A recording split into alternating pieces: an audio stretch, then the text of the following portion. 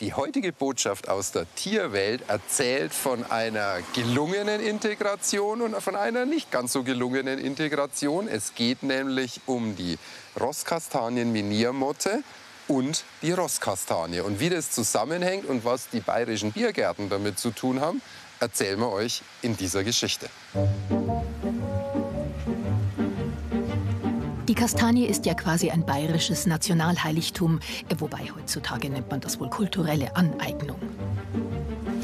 Rosskastanien haben ja Migrationshintergrund. Die gibt es ursprünglicherweise gar nicht in unseren Wäldern. Die kamen erst aus dem Balkangebiet zu uns.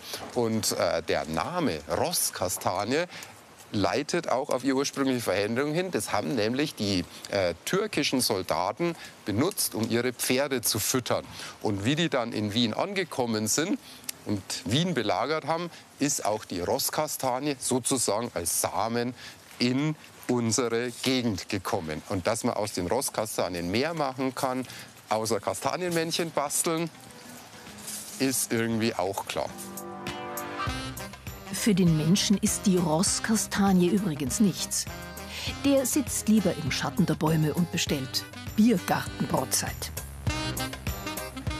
Dass es in Biergärten so viele Rosskastanien gibt, hängt damit zusammen, dass Rosskastanien wahnsinnig viel Schatten spenden. Und das ist wichtig, denn früher wurde unter den Biergärten oder in den Bierkellern Bier gelagert. Und das musste in kühlen Räumen gelagert werden. Und wenn im Sommer die Sonne aufs Dach von den Bierkellern gebrannt hat, das wäre natürlich schlecht gewesen. Und deswegen haben die Brauer nach einem Baum gesucht, der viel Schatten spendet. Und unter unseren einheimischen Bäumen ist die Rosskastanie der Baum, der halt den meisten Schatten spendet.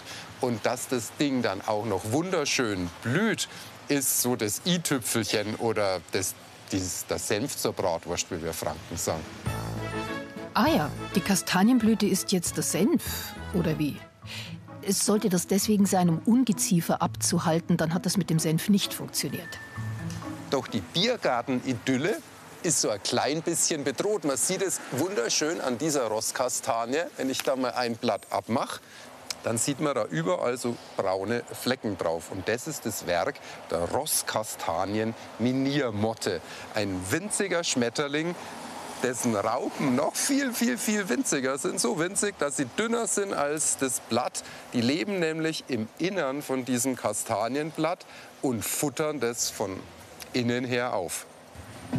Und das führt dann, besonders bei einem sehr trockenen Frühjahr, dazu, dass die Kastanien nicht genug Wasser bekommen, um ihre Zellen zu versorgen, damit die den kleinen Schmarotzer bekämpfen können.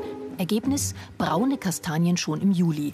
Aber im Moment ist die einzige Bekämpfungsstrategie, die wir so haben, Laub zusammenkehren. Denn da werden die Blätter, in denen die Miniermotten legen, halt einfach entsorgt und die Raupen können sich nicht verpuppen.